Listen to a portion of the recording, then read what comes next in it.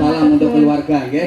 Matur suwun Ibu, nggih. Assalamualaikum, minta maaf saja. Waalaikumsalam warahmatullahi wabarakatuh.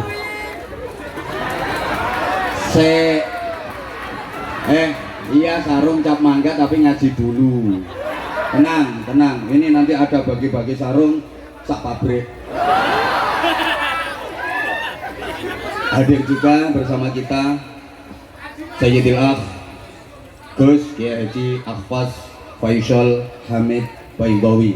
Beliau yang persis berada di sebelah kanan Habib Anis, yang ganteng. Tepuk tangan untuk beliau. Beliau dalemipun lasem, nggih leres. Beliau masipun garwane Gus Kautsar. Nah, kalau garwanya Gus Akfas itu yang duduk di sebelah sana paling cantik pakai kacamata. Nah, itu yang pakai jilbab warna hitam. Itu garwane Gus Akfas, tapi masih lebih cantik bujukku. Menurut aku. Menurut Gus Akfas, ayo ndi Gus.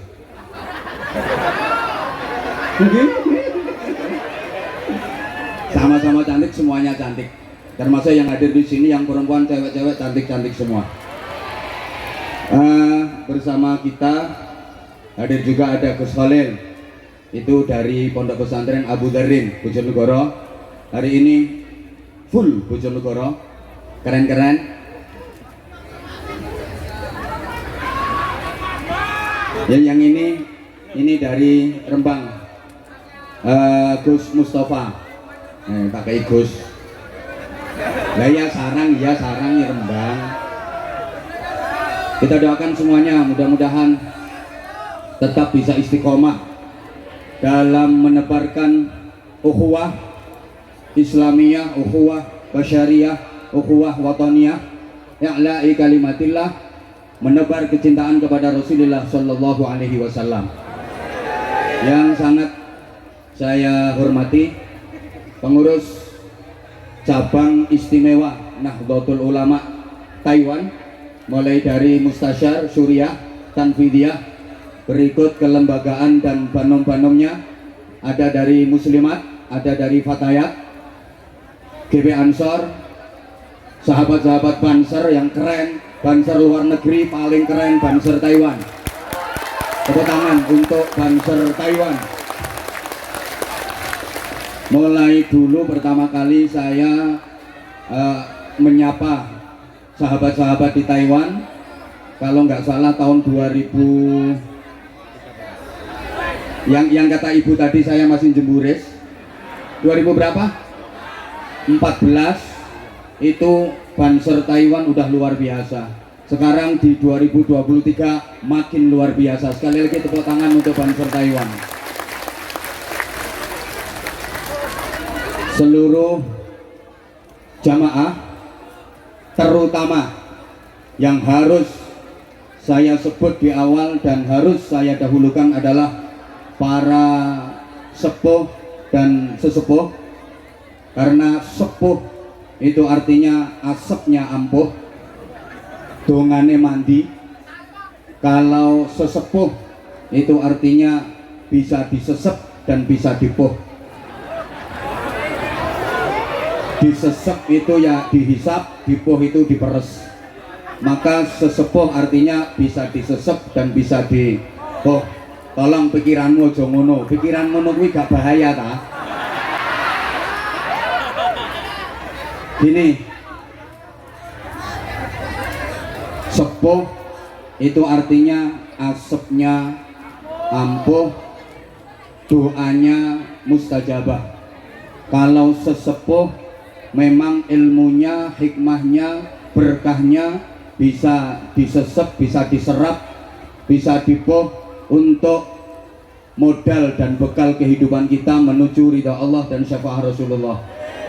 Maka hati kita nggak boleh putus dengan para sepuh dan para sesepuh, terutama sekali orang tua kandung kita, mertua kita kalau udah punya, dan guru-guru kita. Allahumma sholli ala Muhammad. Kalau ingin hidup kita bahagia, mulia, selamat dunia akhirat. Jangan pernah putus dengan orang tua.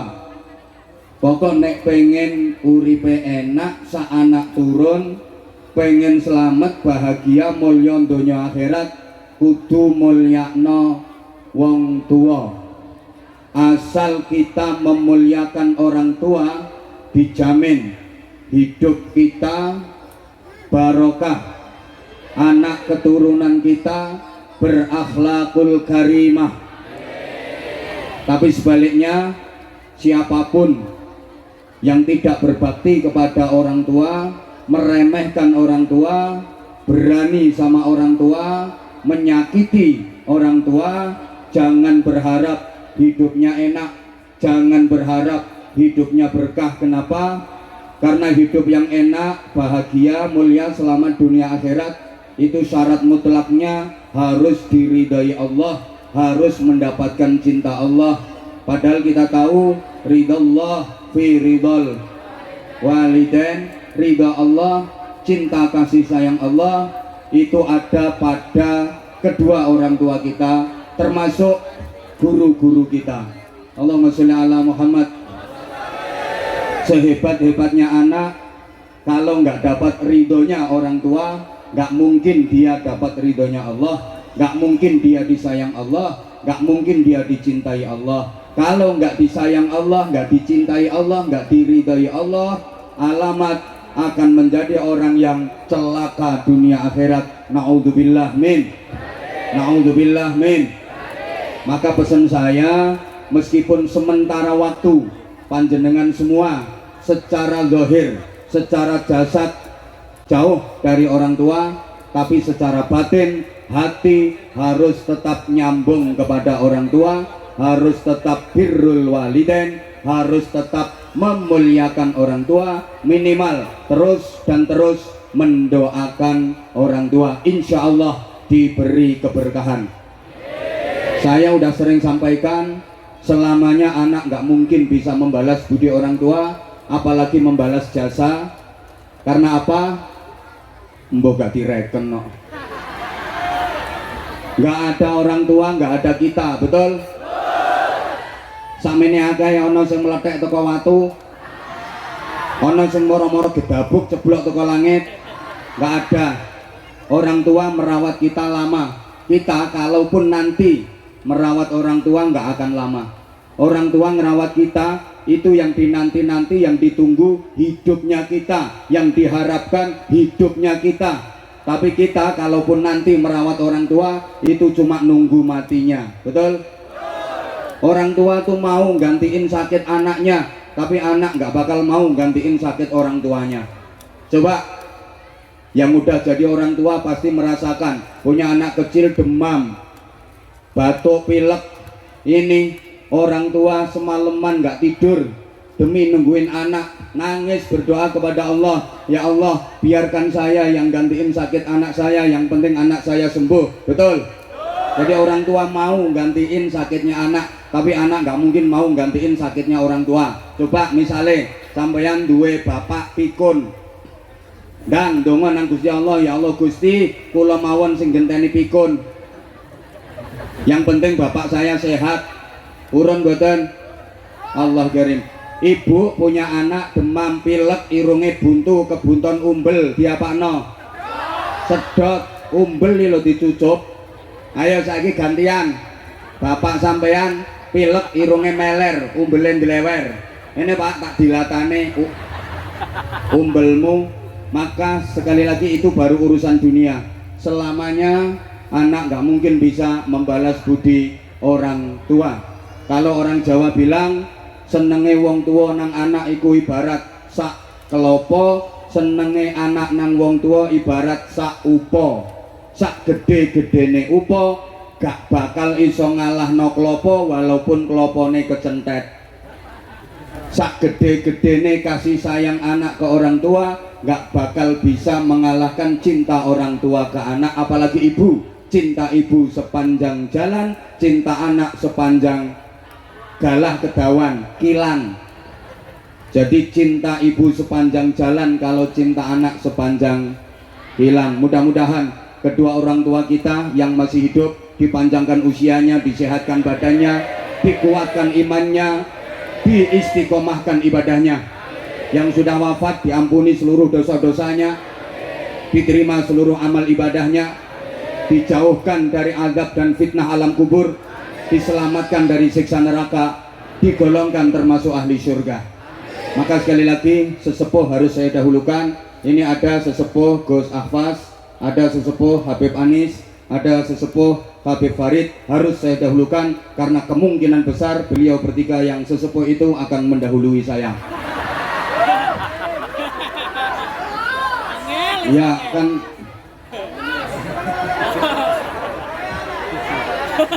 ya walaupun mati itu rahasia ilahi, nggak ada yang ngerti kecuali Allah. Nggak bahaya. Bisa jadi Gus Ahfaz duluan, saya belakangan, atau sebaliknya saya yang belakangan, Gus Ahfaz duluan. Yang jelas mati itu bojone wedi ya, delok. A mysterious problem. Kepastian yang misterius, pasti terjadinya, tapi kita tidak tahu kapan kejadiannya. Kematian bisa datang secara mendadak dan tiba-tiba, bahkan secara tak terduga, menimpa siapa saja, di mana, kapan, dalam kondisi bagaimana. Mati bisa terjadi secara tiba-tiba. Kayak orang yang mati kecelakaan, itu kan kematiannya tak terduga, datang secara tiba-tiba, betul? Saya pernah ngalami, ngelihat sendiri, maksudnya saya menyaksikan dengan mata kepala saya sendiri. Ada teman saya yang ngalami kejadian itu, membuktikan bahwa mati bisa terjadi secara mendadak, tiba-tiba dan tak terduga. Teman saya itu lagi nelpon, dia asyik cekekek, teleponan, lagi nelpon, subhanallah, nelpon belum selesai, mati mendadak karena paketannya habis. Jadi gak bahaya. Jadi dia kaget, lah mati, ternyata paketannya habis. Ini kan bukti bahwa kematian itu bisa terjadi secara mendadak, tiba-tiba dan tak terduga. Ada orang mancing di kali, mancing di pinggir kali. Dia mancing sambil merokok, kebal kebul, karena dia termasuk ahli hisab. Sambil mancing dia merokok, rokok satu batang, dihisap belum habis, jatuh ke kali, mati. Iya rokok Mati itu tidak ditentukan oleh takut dan berani. Bukan berarti yang berani mati duluan, yang takut belakangan. Enggak. Yang ditentukan oleh takut dan berani itu sunat. Iya, kalau sunat itu yang berani sunat duluan, yang takut belakangan. Kalau mati enggak. Bukan berarti yang berani mati duluan, yang takut belakangan, enggak. Kadang-kadang yang berani maju perang, ndak mati-mati, malah bisa membunuh banyak orang. Yang takut, wedi, ngungsi, mati disian, mergo kebom. Coba, yang tua sama yang muda matinya duluan yang mana? Enggak mesti. Enggak mesti. Ada enggak cucu mati lebih dulu daripada mbahnya? Lah iya, yang hidupnya hati-hati sama yang hidupnya biayaan, matinya lebih dulu mana? Enggak mesti.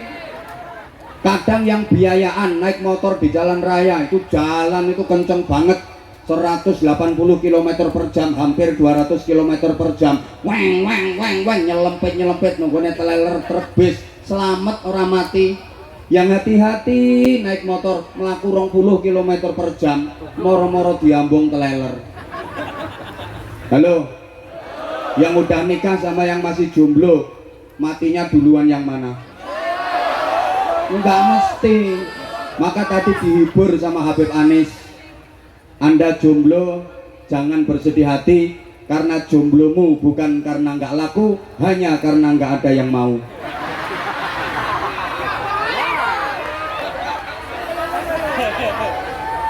Mati juga nggak harus sakit dulu. Masyarakat kita itu umumnya kalau mendengar ada berita kematian, pertanyaannya hampir sama, sakit apa dia, kok mati? Seakan-akan mati itu harus sakit dulu, padahal syarat mati nggak harus sakit. Betul? Betul? Orang sehat, seger kewarasan, segar bugar, mati mendadak, ada apa enggak?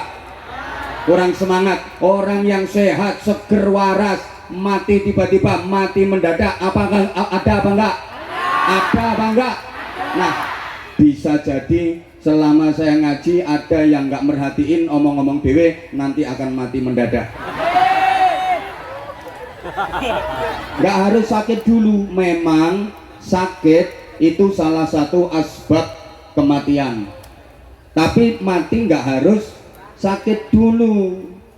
Sakit itu kadang-kadang cara Allah untuk mencintai hambanya, cara Allah untuk menyayangi hambanya. Lo disayang kok dikasih loro, ya justru itu dikasih sakit sama Allah agar dia makin dekat kepada Allah. Dikei penyakit cek gelem marek nang Gusti Allah. Kenyataannya banyak, saudaraku, orang yang ibadahnya lebih bagus, lebih bermutu, lebih berkualitas ketika sakit daripada ketika sehat. Sehatnya nakal, begitu sakit taubat, begitu sakit dia jadi bagus dan berkualitas ibadahnya. Ada apa enggak kira-kira? Banyak. Ini orangnya datang kok, datang pakai jilbab warna coklat.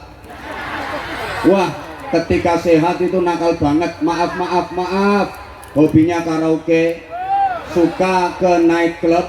Night club itu bahasa Arabnya nurul golam, soalnya lampunya biar pet, musiknya keren, ojuk.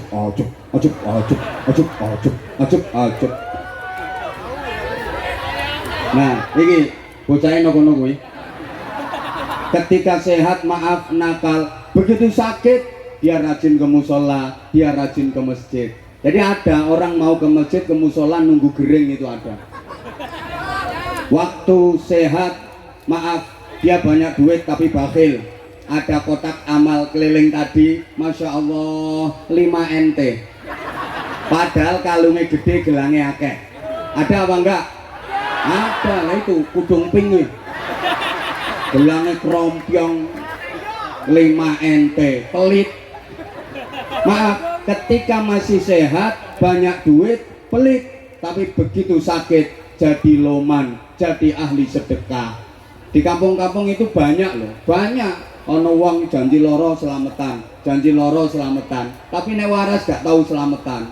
Sampai tonggo-tonggone niteni, kok suwe yo gak gering, soalnya wis suwe gak ono selamatan. Sorry, ada orang yang waktu sehat nakal, lambene lho ndremimil, misuan, ketemu konco misuh, ketemu wong misuh. Maaf saya nggak berani mencontohkan, mungkin Habib Anis bisa, kalau saya nggak bisa. Gak bahaya. Ada orang itu kalau ketemu temen, ketemu tetangga, ketemu siapa, ini omongannya lo welek, senengane ngilok-ngilokne wong, misuh aku gak kulino. Begitu sakit dia jadi banyak berzikir, dikai loro langsung ya Allah, ya Allah, astagfirullah, ya Allah, subhanallah, subhanallah, subhanallah. Padahal nek sehat ngilok-ngilokno wong, lambene lo lecek.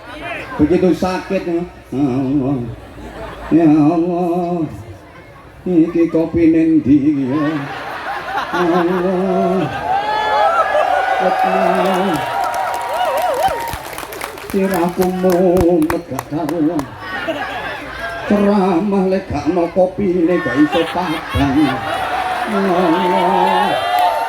Allah, pokoknya Pokoknya begitu sakit dia jadi ahli zikir, maka oleh Allah dikasih sakit agar dia banyak berzikir, agar dia makin dekat kepada Allah. Ini bentuk cintanya Allah, bentuk kerinduannya Allah. Allah rindu banget sama kita, Allah cinta banget sama kita. Hei manusia, hei BMI Taiwan, Taiwati. Itu kan yang laki-laki Taiwan, yang perempuan. Hei BMI Taiwan, Taiwati. Oh enggak. Gini, ini kerinduan Allah, ini kerinduan Allah. Aku tuh sayang banget sama kamu, aku tuh cinta banget sama kamu. Iya kamu. Kamu kok nggak pernah datang ke aku, kamu kok nggak pernah mendekat ke aku udah panggil kamu. Hayya 'alas shalah.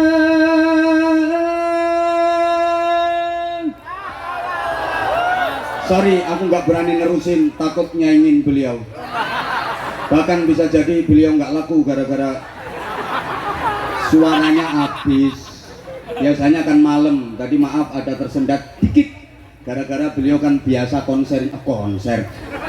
Ya iyalah, nggak apa-apa disebut konser sholawat, nggak apa-apa. Pokoknya sekarang habaib, kiai nggak boleh kalah saingan sama artis, sama silet merintis. Apa? Oh silet merintis. Oh iya kayak lambemu itu. Oh selebritis. Terus aku silet merintis. Sama penyanyi-penyanyi nggak boleh kalah saingan. Maaf, kalau artis, sorry, punya fans, habaib kiai juga harus punya fans. Kalau artis punya penggemar, habaib kiai harus punya penggemar.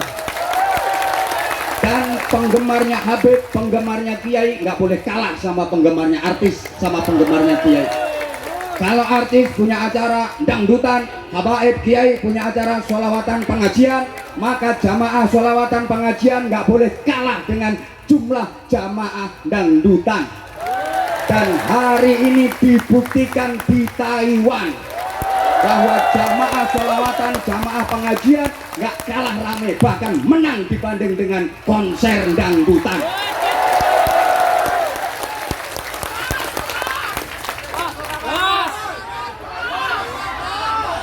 Bocah itu nek orang diantem gedang orang menang. Mot. Nih. Lah ngono. Gak ngono gak mingkem kowe ya. Wes. Tapi aja ngene kae, aja ngene. Allahumma sholli ala Muhammad. Allahumma sholli ala Muhammad. Tekan ndi mau sampai lali aku. Ya, Allah itu rindu sama kalian. Aku tuh kangen sama kamu. Rasulullah juga kangen. Maka alhamdulillah hari ini Anda semua menjemput rindu Rasulullah, menjemput cintanya Rasulullah Shallallahu Alaihi Wasallam dengan bersolawat, menyanjung, memuliakan, mengagungkan baginda Nabi Muhammad Shallallahu Alaihi Wasallam. Jarene Gusti Allah ngene, aku tuh kangen karo dirimu. Aku tuh rindu sama dirimu sini. Dirimu mau tak kasih berkah, dirimu mau tak kasih rahmat, dirimu mau tak kasih ridho. Deket sini dong, deket sini. Mau tak kasih, kamu kok nggak dateng? Kamu tuh kemana aja? Tahu nggak sih, aku tuh kangen sama kamu. Nah, karena kamu kalau sehat nggak pernah mau menyebut namaku. Aku tuh cemburu. Aku cinta sama kamu, tapi kamu nggak pernah nyebut namaku. Maka kamu tak kasih sakit. Bahasa Inggrisnya the gering. Engkau lewes gering. Ya Allah. Jadi Gusti Allah, lagi nane pas sehat kae nondi. Pas sehat kae aku gak tahu mbok sebut. Saiki gering lagi gelem nyebut aku. Maaf. Orang yang mau menyebut nama Allah ketika susah, maka hidupnya akan terus dibikin susah. Gak ngeden-ngedeni. Kok iso ngeden-ngedeni? Orang yang mau menyebut dan banyak menyebut nama Allah ketika senang, ketika bahagia, maka hidupnya akan banyak dibikin senang, dibikin bahagia. Sehingga Nabi berpesan, ta'arraf ilallah firraha ya'rifka fisyidda. kamu itu kenalo nang Gusti Allah, mendekat kepada Allah dalam keadaan longgar, dalam keadaan enak, seneng, bahagia. Nek pas sugih mareko nang Gusti Allah, zikira. Bahkan saya tanya, tolong dijawab. Halo. Donga sing mandi, doa yang makbul, yang mustajabah, itu doanya orang seneng apa doanya orang susah? Hah? Rata-rata Anda menganggap donga sing mandi iki dongane wong susah. Salah besar ini. Salah besar. Donga sing mandi iku dongane wong bungah, dongane wong ayem, dongane wong bahagia. Wong susah ndonga gak mandi. Makanya sampean lek pas susah ojo kakean ndonga. Buang-buang energi. Lah sampean itu rata-rata mau memohon kepada Allah, zikir, bersolawat, berdoa kalau lagi susah, kalau lagi punya butuh. Ya Allah. Rondo wis 8 tahun Gusti. Bingung Gusti. Nek pas kumat tak kebuti tok Gusti.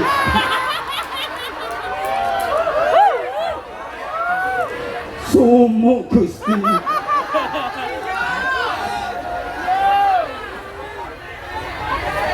Padahal rupaku yo ayu, tapi nasibku kok nelongso. Dijajal ditinggal, dijajal ditinggal, dijajal ditinggal.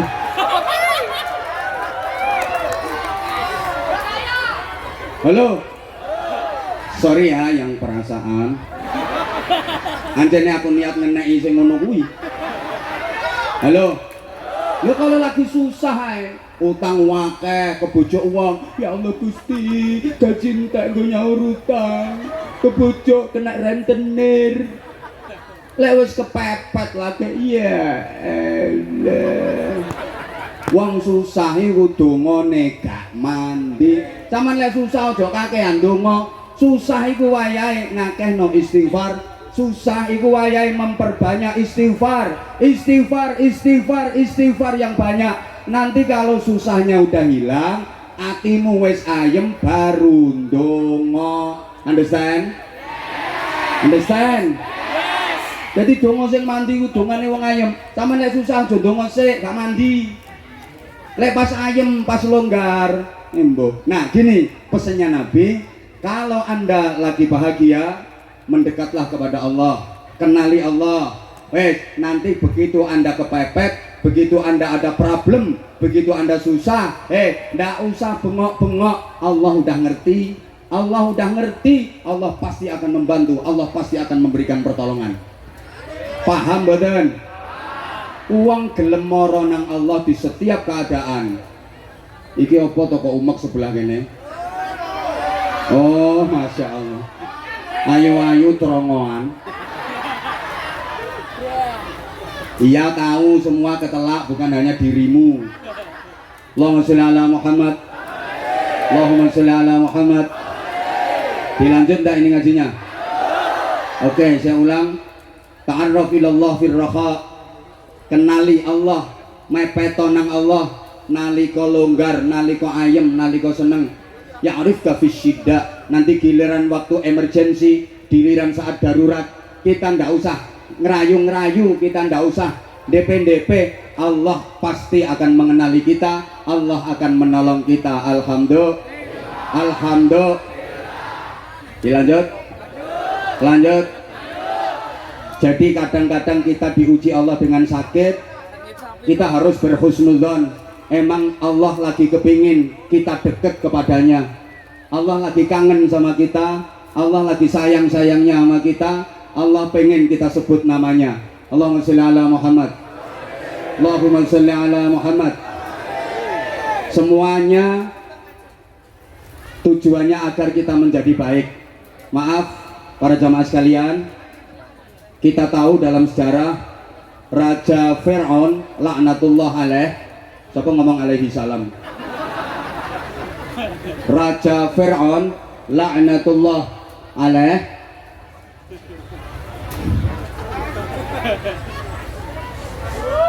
Udah mas, nggak usah mas, nggak usah mas. Sekalian yang lain nggak kebagian ya sekalian nggak dibagi mas. Nggak usah daripada ribet, deh. Nanti nggak ngaji-ngaji nanti malah. Udah Mas, udah. Insya Allah kita niatnya berharap syafaat Rasulullah, kita niatnya berharap ridha Allah, semuanya diberikan kuat, sehat, selamat, syafaat dan barokah. Oke, saya ulang. Kita tahu dalam sejarah Raja Fir'aun laknatullah alaih itu sepanjang hidupnya nggak pernah sakit.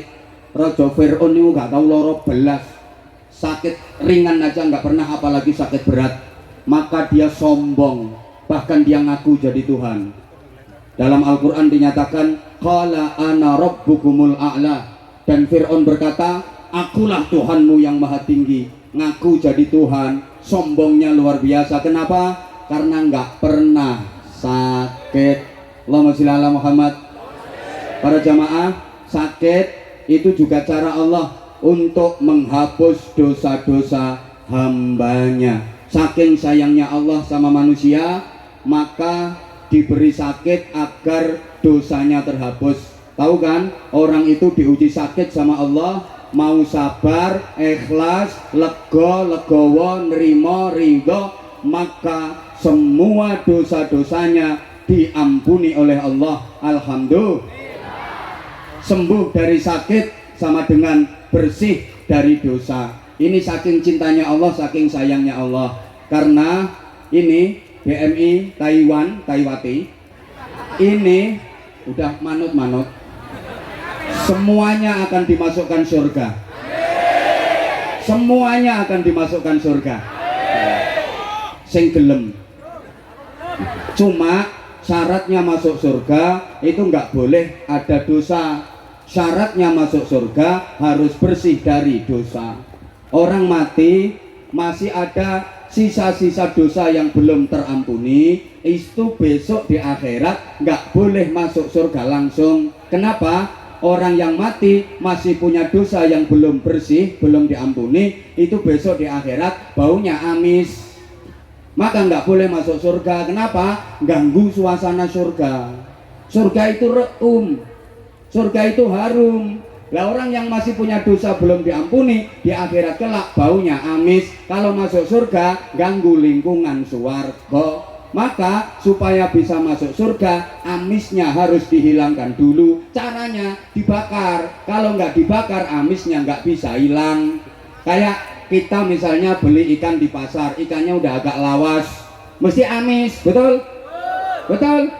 Coba amisnya ikan itu dihilangi pakai kapur barus, nggak bisa hilang. Pakai parfum yang paling wangi, nggak bisa hilang. Pakai deterjen apapun, nggak bisa hilang. Amisnya ikan hanya bisa hilang kalau dibakar. Entah itu dipanggang, entah itu digoreng, entah itu digodok, pokoknya pakai api. Nah sama BMI Taiwati ini besok di akhirat kan potongannya amis-amis kabeh. Loh, kok amis kabeh? Soalnya ya memang iya, pengajian doyan, gendaan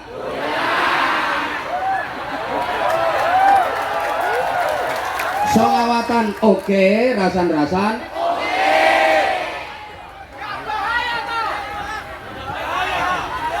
halo.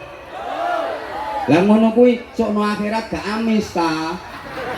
Amis. Lah kalau amis nggak boleh masuk surga. Supaya masuk surga amisnya harus dihilangkan. Caranya dibakar, digoreng, lah wajane arane neraka. Jadi tenang, jangan khawatir, jangan takut. Besok sampean dimasukkan neraka itu nggak disiksa, cuma dihilangi amis tok. Tenang. Iya. Oh gosong. Aja khawatir, malaikat petugas penggorengan sudah pengalaman. Nah, malaikat petugas penggorengan udah pengalaman. Jangan khawatir, yang seperti itu nggak lama. Insya Allah digoreng 2 tahun saja cukup. Nah, yang kayak itu, wah agak lama itu 5 tahun. Tapi lah saya bengak-bengak makin ini 500 tahun. Kosong. Tenang. Allahumma sholli ala Muhammad. Allahumma sholli ala Muhammad. Nah ini acaranya juga halal halal. Setelah 1 bulan melewati Ramadan, diharapkan lepas Ramadan kita jadi lebih baik. Ramadan itu juga sarana Allah untuk membersihkan dosa-dosa kita. Alhamdulillah. Man shoma ramadana wa fi riwayatin man qama ramadana imanan wa ihtisaban ghufira lahu ma taqaddama min dzambi. Siapa yang berpuasa di bulan Ramadan atau siapa yang jumenengi bulan Ramadan, artinya mampu mau melakukan puasa dan ibadah penyertanya di bulan Ramadan, imanan wa ihtisaban, dengan didasari iman dan semata-mata berharap pahala serta ridha Allah, maka ghufira lahu ma taqaddama min dzambi, diampuni baginya dosa-dosa yang telah lewat. Berarti Ramadan itu sarana pembersih dosa. Asal Ramadan kita jalani dengan baik, lepas Ramadan insya Allah yang hadir di sini semuanya udah bersih dari dosa. Saya sering gambarkan sebelum Ramadan itu ular, halo, memasuki Ramadan berproses jadi kepompong, bahasa Inggrisnya the ngentung. Keluar Ramadan jadi kupu-kupu tanpa malam. Kupu-kupu tanpa, halo. Sayang, banyak di antara kita yang setelah berkepompong selama sebulan keluar nggak jadi kupu-kupu, malah jadi codot. Ini codotnya yang jerabing no sampingnya panggung, kanan dan kiri. Para codot-codot sekalian, halo, yang nanti sarungnya nanti, itu loh, usah siap nih nang kene. Tenang, yang mau sarung angkat tangan. Sayang, sarungnya saya pakai, dan saya nggak pakai rangkepan. Allahumma sholli ala Muhammad. Coba perhatikan, sebelum Ramadan itu ular, jangankan dari dekat, dari jauh aja menakutkan. Gilani nggak teli, ular itu hama, wereng, penyakit, manggon nondi ae, ular itu ngerusak, betul? Manggon neng godongnya rencem-rencem bolong, manggon neng tandurannya garing mati, manggon di buahnya bosok, manggon neng untune arek iku krowok. Itu ular. Maka kalau ada acara kayak gini yang suka bikin resek, suka bikin rusuh, suka ganggu, berarti langsung menang ularnya. Ya ini gambaran kita, banyak kesalahan, banyak dosa sebelum Ramadan. Memasuki Ramadan, ngentung itu puasa, maka entung nggak makan, nggak minum, nggak rabenan. Adakah entung yang rabenan? Hah, entung sarungan. Halo, halo. Begitu selesai berproses, dia berubah jadi kupu-kupu. Warnanya berubah makin indah, wajahnya berubah makin cantik, perilakunya berubah makin baik. Kalau waktu masih jadi ular, makan sembarangan, nggak peduli hukum, nggak peduli punya siapa. Begitu udah jadi kupu-kupu, dia hanya mau yang halalan thayyiban mubarakah, hanya mau sari-sari bunga saja. Itu kupu-kupu tanpa. Atau boleh digambarkan, sebelum Ramadan itu gabah masih ada kulitnya, belum bisa dimakan manusia, masih campur sampah, larangan, dan harganya masih murah, betul? Kemudian memasuki Ramadan, diproses dalam penggilingan, diseleb, geratak, maka Ramadan itu sakit, ya haus, ya lapar, malam masih disuruh sholat sunnah 20 rakaat tarawih, tambah witir 3 rakaat, apalagi nek buka kewareken digawe sujud iso gumoh-gumoh, malamnya masih suruh baca Al-Quran, terus masih itikaf, masih dzikir. Emang digiling, diproses dalam penggilingan. Tapi kalau manut keluar nggak berbentuk gabah lagi, tapi berubah jadi sing banter, berubah jadi berubah jadi warnanya makin bersih, makin putih, harganya makin mahal. Maka kita juga begitu, setelah diproses, digiling 1 bulan Ramadan, lepas Ramadan kita harus berubah jadi beras. Ya berubah jadi lebih baik. Allahumma sholli ala Muhammad. Waktu masih gabah harganya murah, betul? Begitu jadi beras harganya jadi mahal. Nah, Ramadan ini proses agar kita makin mahal, agar derajat kita makin tinggi, agar nilai kita makin mulia, agar hidup kita benar-benar sukses. Jamaah sekalian, hidup ini makin hari harus makin berarti, makin lama harus makin bermakna, makin tua harus makin mulia. Namanya hidup barokah. Sama-sama yang nggak ikut muni barokah, awas gak oleh barokah. Makin lama harus makin barokah. Sekali lagi, hidup kita makin lama harus makin barokah. Ibarat sesuatu itu makin lama harus makin mahal. Tanah, pekarangan, sawah itu harganya makin lama makin naik. Yang kenceng pakaian apapun, mau jilbab, mau baju, mau celana, harganya makin lama makin naik. Alat-alat elektronik itu harganya makin lama makin naik. Bumbu-bumbu dapur aja harganya makin lama makin naik. Nah, saya ceramah juga gitu.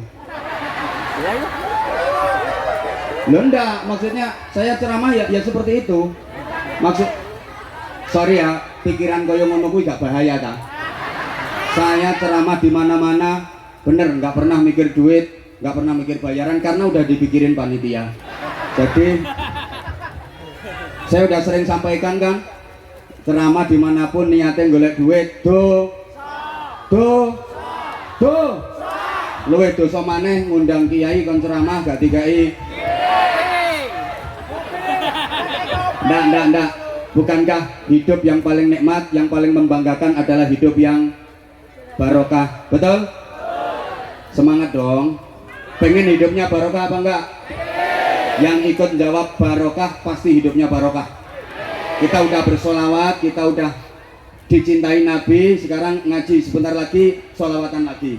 Dan ini ada permohonan izin dari Departemen Pengemisan akan menggalang dana infak untuk pengajian akbar, nggih. Mangke sebentar dijawab dulu. Hidup yang paling nikmat bahagia adalah hidup yang kurang kenceng. Jabatan yang paling mulia adalah jabatan yang pekerjaan yang paling mulia, paling baik, paling terhormat adalah pekerjaan yang keluarga yang paling bahagia adalah keluarga yang duit yang paling bagus membawa kebahagiaan adalah duit yang duit yang barokah itu nggak harus banyak jumlahnya, nggak harus banyak nominalnya, tapi banyak nilai kemanfaatannya, banyak kebaikannya. Sorry ya, walaupun punya duit sedikit tapi manfaatnya gede, kebaikan yang ditimbulkan gede, itu namanya barokah. Walaupun punya duit banyak tapi nggak bikin kebaikan. Gara-gara punya duit banyak, maaf, anaknya yang laki-laki kena narkoba, anaknya yang perempuan hamil di luar nikah karena imbas pemilu perkawinan hamil dahulu. Bojone sing wedok gondoli lanangan, sing lanang ra tau mulih. Duit banyak nggak ada artinya, betul? Meskipun duit banyak, hidup nggak barokah, hidup nggak bahagia. Coba saya tanya, sampean pilih mana? Punya duit sedikit tapi hidup bahagia, sama punya duit banyak tapi hidup nggak bahagia? Pilih mana? Pilih sakarepmu. Punya duit 5.000 NT wis akeh to kuwi? Oh belum ya wis, 20.000 NT. Oke, 100.000 NT, 1 juta NT duitnya mbahmu. Iki misale sampean pilih mana? Punya duit banyak 5 juta NT tapi hidupmu ndak bahagia. Terus sama punya duit cuma 100 juta NT, hidupmu bahagia. Pilih mana? Ya wes waras kabeh berarti. Lho ya. Mbok ra durungokne kok. Lanjut ndak? Intinya itu. Maka jemaah sekalian, Ramadan harus menyisakan catatan. Ini ngaji halal bihalalnya, habis itu nanti ada Departemen Pengemisan keliling, terus ngaji lagi sebentar, lanjut sholawatan. Oke? Paling tidak menyisakan catatan ketakwaan, karena tujuan utama ibadah Ramadan adalah la'allakum ada catatan ketakwaan, setidaknya takwa level terendah, takwa paling rendah, takwa sosial, takwa aplikatif. Ya Allah, gak ngerti, mesti gak ngerti, sorry saya habis kebiasaan ngaji di kalangan akademis sih ya, lupa kalau hari ini yang saya hadapi kalangan jemburis. Sorry, takwanya anak kecil, takwanya orang yang berlebaran. Tolong perhatikan dulu sayang, katanya sayang sama aku, kok aku nggak diperhatiin? Halo, takwanya orang yang berlebaran, takwanya orang yang silaturahim, atau takwanya anak kecil? Seperti apa? Ini takwa tingkat terendah, minimal kita harus bisa seperti ini. Allahumma sholli ala Muhammad. Takwanya anak kecil, ini takwa terendah. Anak kecil itu kalau lebaran yang paling disenangi, yang paling diharapkan apa? Nah, baju baru sama sangu duit baru, betul? Ini yang hadir di sini adalah bekase bocah cilik. Oke, betul? Yang di atas panggung ini yang gagah-gagah, ini juga bekase bocah cilik. Jadi sampean ini bocah cilik sing wis tuwa. Ini semuanya bekase anak-anak. Anak-anak kalau lagi lebaran yang paling disenangi, yang paling diharapkan adalah baju baru sama entuk sangu duit baru, betul?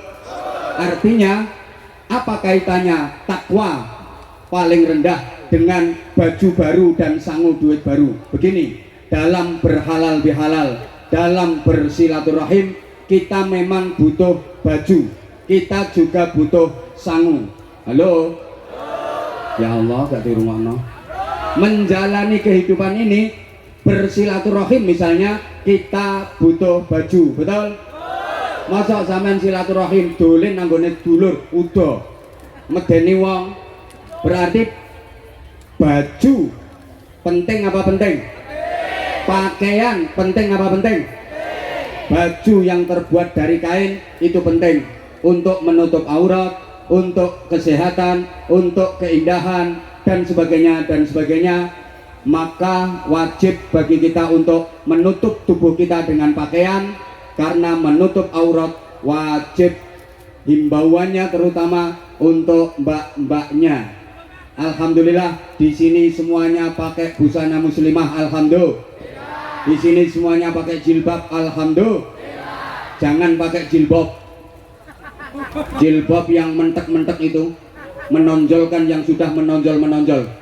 Karena sorry, pakaian perempuan akhir-akhir ini aneh-aneh, kadang-kadang besar, kombor-kombor, tapi transparan, tembus pandang. Ada yang sorry, full press body, bahannya dari karet, melevet, ngafret, mentek, ketok nyemok. Itu bahasa Inggrisnya the pating pecotot. Kadang atas rapet, bawah mengo, bawah rapet, atas mengo, atas bawah rapet, tengah masuk angin. Hati-hati, kadang panjang sampai mata kaki ketutup, tapi beleane masya Allah pol dhuwur tembus Sidratul Muntaha. Halo, kalau nggak gitu malah pakai rok mini. Semalam ada yang pas lewat di depan saya.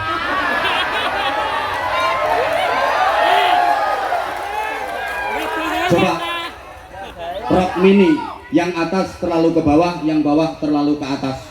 Cuma sakilan, belean tengah ada tulisannya ISIS Collection.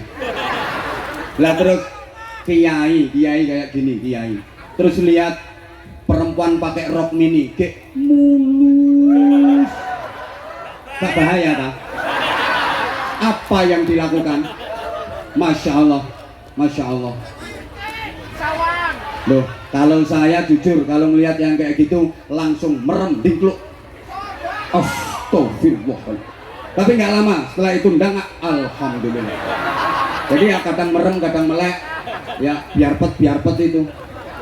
Gak dinasehati. Halo, itu baru pakaian, belum lagi make upnya, kadang overacting. Coba pakai bedak aja rangkep 7. Allah ya Karim. Terus pasang bulu mata palsu yang anti badai. Bahasa Inggrisnya aidep. Aidep yang anti badai itu ditempelin, kalau dipakai kedap kayak kepiting jalan. Masya Allah, itu yang paling susah nek kodanan protol sisih. Udah pakai gitu, udah pakai foundation, pakai blush on, eyeshadow. Allah Karim. Alis sih diganti buntutnya tikus. Pipi kanan kiri diwarna-warni kayak habis dijotosi wong. Lambe dicet. Allah ya Karim. Hati-hati, hati-hati, hati-hati. Pakaian dari kain itu penting, tapi ada pakaian yang jauh lebih baik daripada sekedar pakaian kain. Sebagai bukti ketakwaan kita meskipun takwa paling rendah. Apa pakaian itu? Walibasut taqwa dzalika khair. Dan pakaian takwa itulah pakaian yang terbaik. Allahumma sholli ala Muhammad. Kapanpun, dimanapun, dalam situasi dan kondisi seperti apapun, kita harus selalu berpakaian takwa, memakai baju takwa. Allahumma sholli ala Muhammad. Mana ini penting. Berikutnya, butuh sangu duit. Saya tanya, sangu duit penting apa penting? Kurang banter, butuh sangu duit penting apa penting? Allah Karim. Duit karo dulur penting di konco karo duit ya penting. Dulur karo duit penting. Ngaji karo duit penting. Al fulus yahyin nufus, bil fulus urusan mulus, ma fil fulus mampus. Allah ya Karim, jujur aja, semua yang hadir di sini datang ke Taiwan karena cari duit. Woi, ceng banter toh? Ini loh dari berbagai daerah, Jawa Barat, Jawa Tengah, Jawa Timur, Sumatera, Kalimantan, Sulawesi, datang ke Taiwan gara-gara cari duit. Anwar Zahid datang ke sini gara-gara cari duit. Sama nek gak ngerti karepku aja ndisiki. Walat cari dulur.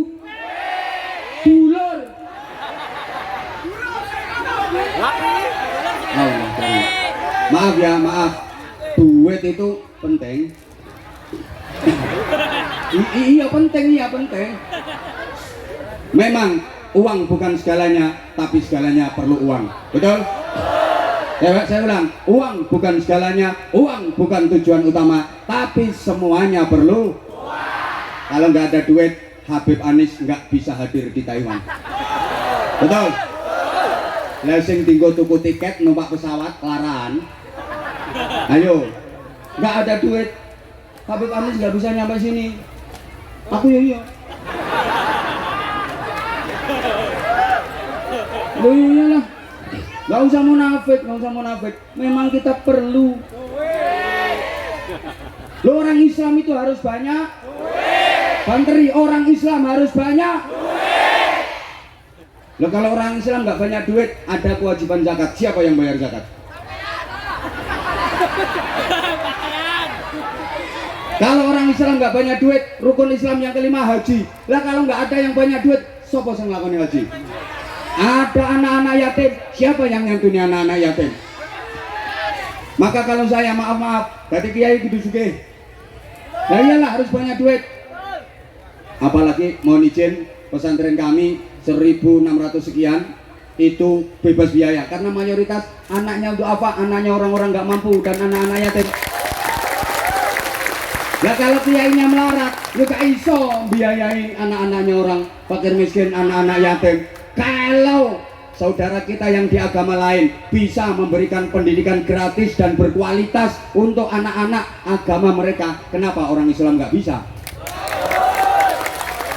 Maka orang Islam harus kaya. Maaf, kalau orang Islam nggak kaya, masjid kalah megah sama bangunan ibadah yang lain, sama tempat ibadahnya umat lain. Betul? Betul? Lah kalau umat Islam nggak kaya, maaf banget. Dalam Al-Quran maupun hadis Nabi itu nggak ada kewajiban menerima zakat, nggak ada kewajiban menerima sedekah. Yang ada adalah perintah untuk mengeluarkan zakat, perintah untuk bersedekah. Lah ini wayai arep sedekah malah mulai ketara meleti lu. Halo. Alasannya wis dipanggil mbokku, wis ditelepon mbokku. Wedi duit entek. Lah ini bukti bahwa ngaji karo duit penting. Sangu duit itu penting, tapi ada yang jauh lebih penting dari sekedar sangu duit. Apa itu? Wa tazawwadu fa inna khairaz zadi taqwa. Allahumma shalli ala Muhammad. Dan berbekalah kalian dong golek sangu, tapi aja lali sak bagus-bagusnya sangu yang terbaik adalah takwa. Seperti apa takwa? Nanti insya Allah setelah infak keliling ini akan saya kupas secara singkat definisi takwa dengan berbagai referensi. Kenapa harus banyak referensi? Agar kita wawasannya luas, agar hidup kita nggak kolot, agar sikap kita nggak kaku. Karena apa? Orang itu kalau ilmu dan wawasannya luas, sikapnya pasti luwes. Ayo nyaut kabeh, sing melu nyaut muga-muga barokah. Amin. Orang itu kalau ilmu dan wawasannya luas, sikapnya pasti luas. Nggak dikit-dikit musyrik, syirik, haram, bid'ah. Enggak.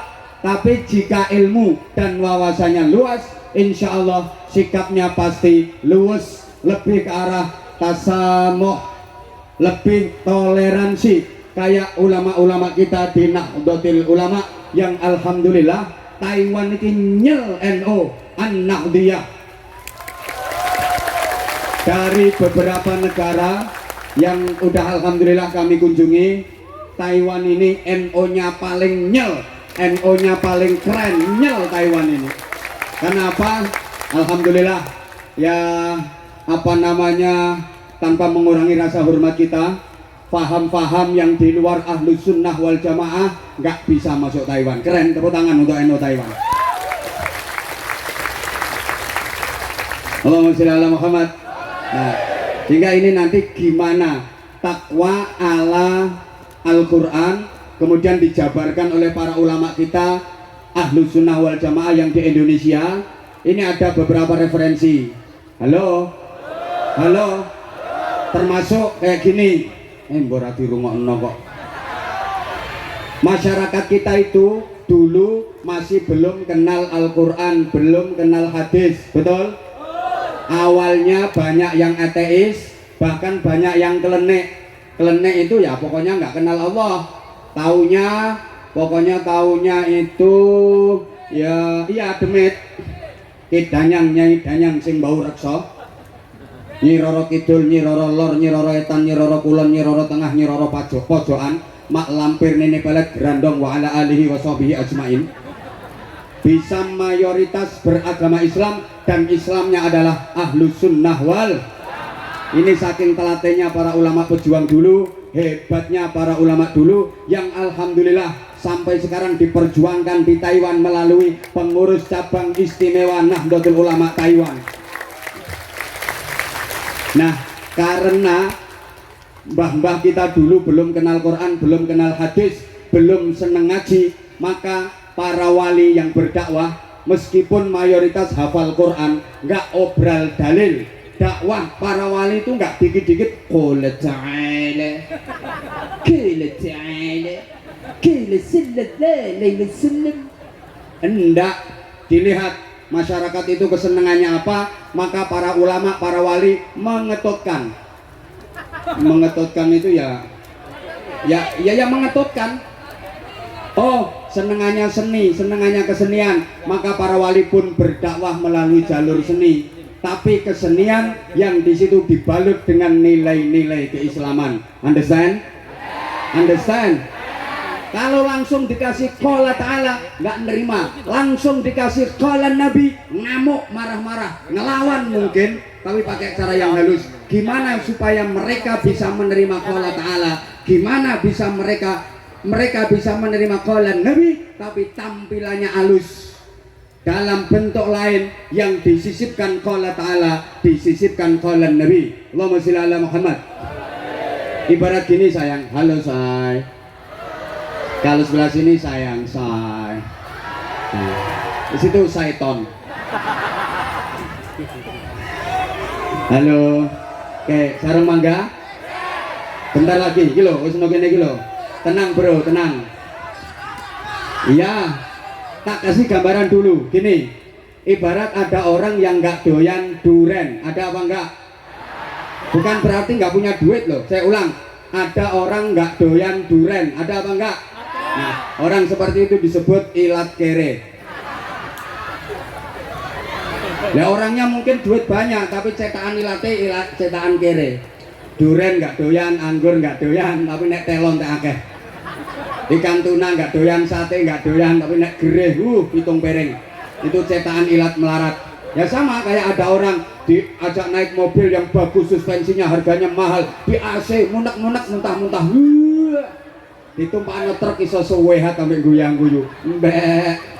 Itu balungan kere. Halo.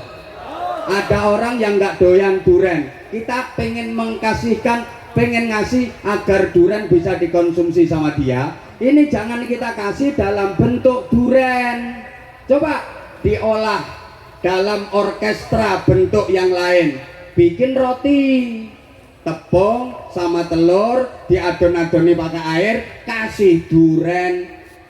Begitu udah masak, namanya roti rasa duren. Ini orang yang tadinya nggak doyan duren, jadi doyan karena bentuknya udah roti, tapi tetap ada rasa.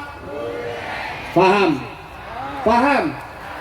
Kalau mau dikasih qala ta'ala alhaakumut takatsur hatta zirtumul maqabir. Woi. Ndak masuk. Oke, alhaakumut takatsur dikemas dalam orkestra bentuk yang lain. Turi pote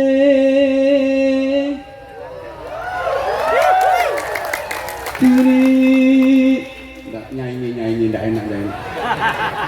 Siapa ngomong gak payu? Ya alhamdulillah tahadusan bin nikmah, saya ada lagu duet sama beliau. Ditunggu ya tayangnya nanti, bisa ditonton di Anza channel Anwar Zahir sama Anis Shahab channel apa official yang YouTube-nya Anis Shahab tok. Oh ya, sama di channel YouTube Anis Shahab tok. Tapi kalau Anza channel udah akrab kan, yang belum subscribe dong, kasih semuanya. Nah kalau dikemas dalam bentuk lagu semacam sluku batok ela elo sirama menyang Solo leh oleh. Nah, nerima sampai sekarang itu anak cucunya masih hafal. Kemasannya tembang sluku batok, tapi nuansanya itu kayak roti rasa duren. Tembang yang rasa qala ta'ala, tembang yang rasa qala nabi. Ayo ngomong bid'ah cangkemmu. Syirik. Ngopi kurang kental, serak-serik, bid'ah. Loh, melek kurang bengi. Halo. Halo. Lir ilir tandure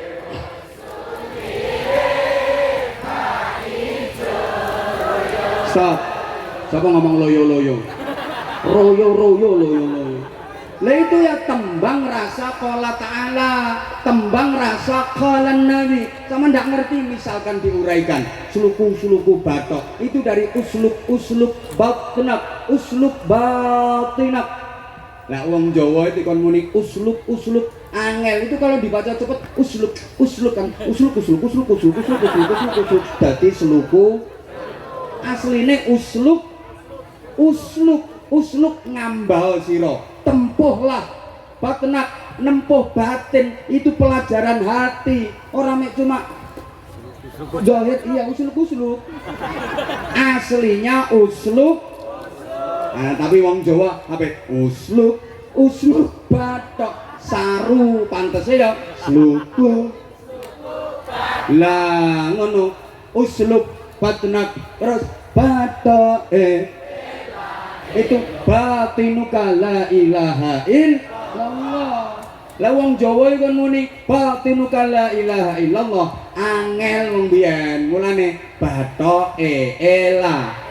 Ingat gak dulu ibu-ibu kalau ngemban anaknya sambil nembang rengeng-rengeng ta lela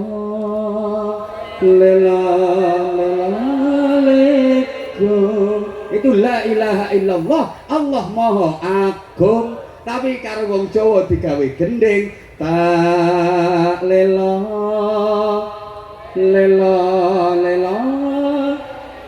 nah hah enak. Makasih. Sarung. Berarti ngomong enak pengen untuk sarung. Lah itu namanya tembang rasa.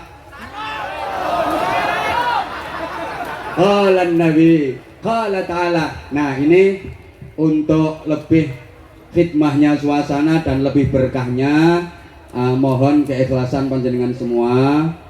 Jamaah, halo. Mohon keikhlasan panjenengan supaya event-event berikutnya bisa terselenggara lagi dengan sukses. Pengen terselenggara pengajian lagi apa enggak? Pengen ada sholawatan lagi apa enggak? Pengen ada pengajian lagi apa enggak? Nah itu ya ono biayai. Ini gak ono biayai, biayaan. Makanya ini mohon keikhlasan panjenengan. Habis ini ada bagi-bagi sarung. Juga saya masih ada jilbab juga. Insya Allah nanti bisa saya bagi-bagi untuk jamaah ya. Saman cek koyo Abimanu. Halo. Masih sabar nggih?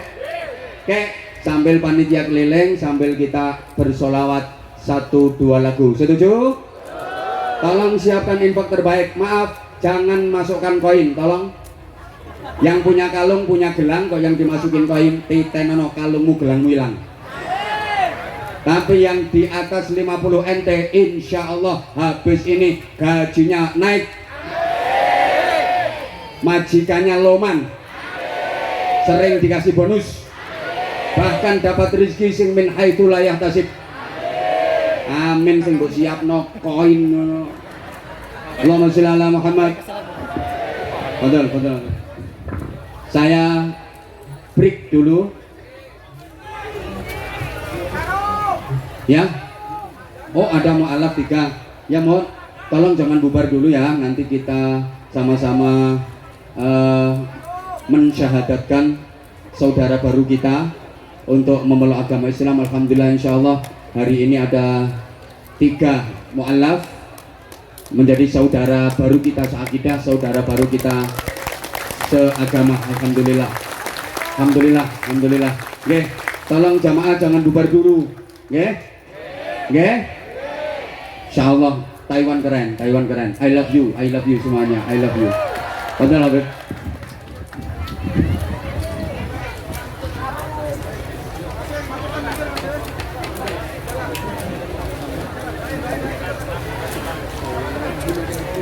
Wah ini. Wah ini ada door prize. Habib Anis Syahab dan Anwar Zahid. Taiwan bersolawat ya. Ini nanti door prize-nya ini kaos langsung spesial. Habib ini yang bikin. Keren. Padahal Allahumma sholli ala sayyidina Muhammad. Baik, kita bersolawat kembali dan nanti setelah itu dilanjutkan kembali oleh Romo Ki Haji Anwar Zahid.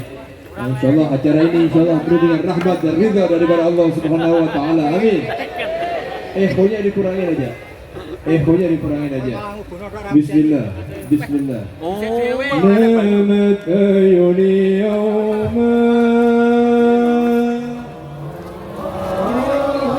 namat wal haninu namat راحت تحتوي